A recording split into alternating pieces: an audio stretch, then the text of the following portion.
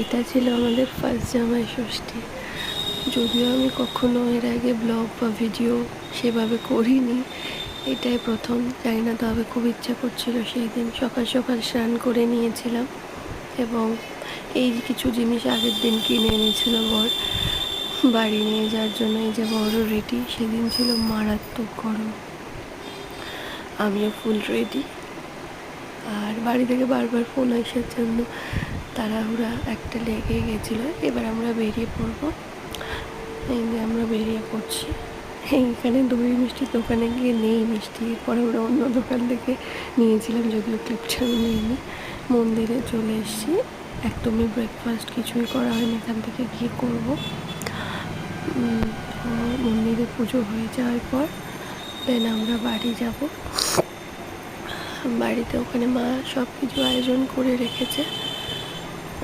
মায়ের হাতের তৈরি নান আর ঘুগনি, এটা হলো সকালের ব্রেকফাস্ট। যদিও 12টার সময় দুপুরে খাবারে তো মা কিছুই বাকি রাখেনি।